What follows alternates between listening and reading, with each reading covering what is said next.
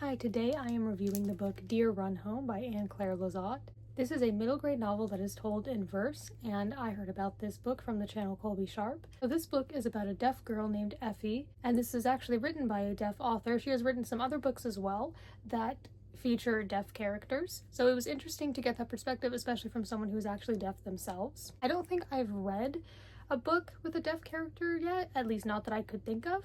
So that was really interesting. I actually took an American Sign Language class in high school in 10th and 12th grade, and that was one of my favorite classes at the time.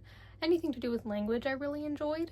So Effie in this book, I believe she's repeating, I think, 5th grade because she didn't do well with like the writing and reading part of school before because of her deafness, because in American Sign Language, the sentence structure is not exactly the same. Words can be in different placements than they are in English. Since I took the classes in high school, I know a little bit about sign language. I'm definitely not fluent in it, but I know at least some things about how it works. So because of that, she was held back a grade, which is quite unfair, of course, and it's kind of a representation of how the same school system doesn't work for everyone.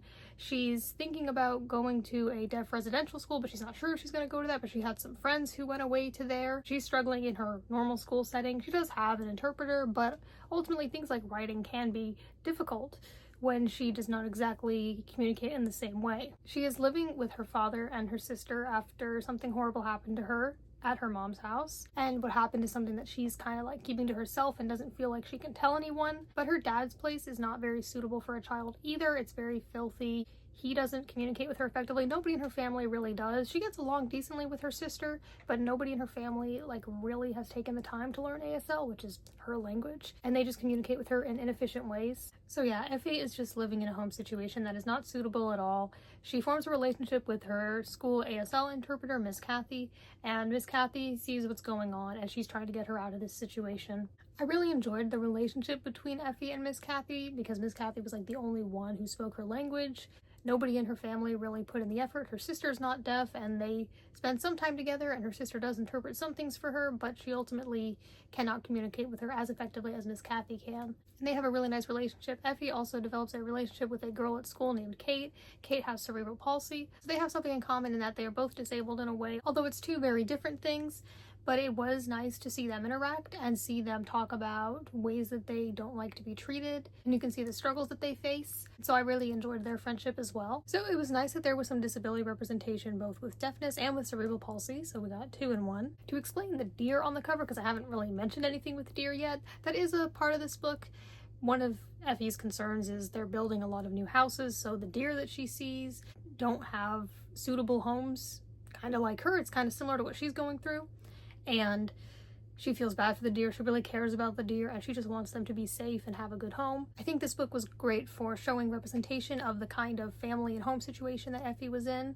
As I mentioned, I think it showed pretty well how certain school curriculums don't work the same for every single student, how that can be unfair, especially for students like Effie who were just very different than her peers in at least one way because that system does not work for her. But she does write poetry to express herself, and I think that that was really nice because that worked for her, because poetry can be more like not so full sentences, and that really helped based on how she communicates. I think this book did a good job at expressing certain thoughts, feelings, and emotions. We get to see how Effie feels about things and how she expresses herself, and some of the lines in here I thought were really good, just the way that she described how she was feeling, literally or metaphorically.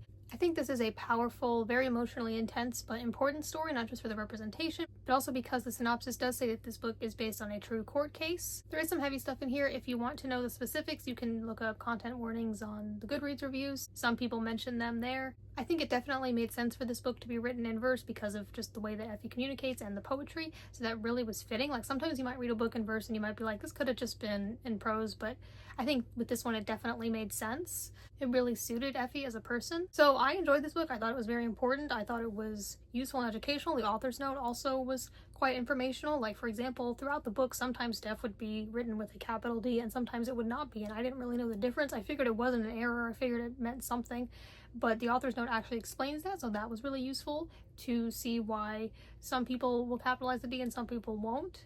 I didn't walk away from this book feeling like I absolutely loved it, but I do recognize how important it is, and I did think that it was good. So I am still giving it 5 stars. I couldn't really think of anything I disliked about it. It just wasn't my favorite book I've ever read, but I know that this book could be really important for some people who are going through a similar situation, or some people who maybe even aren't going through that kind of situation could still enjoy it.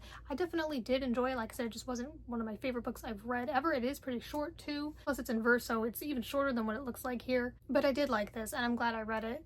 Let me know if you've ever read any books with a deaf character. I would love to read more representation like that. I don't think I mentioned the genre, but I always try to. But yes, if you couldn't tell, this is a contemporary novel. Although it is based on a true court case, it definitely takes place more in the present. Let me know if you've read this book or anything else by this author or anything similar to it, and thank you for watching.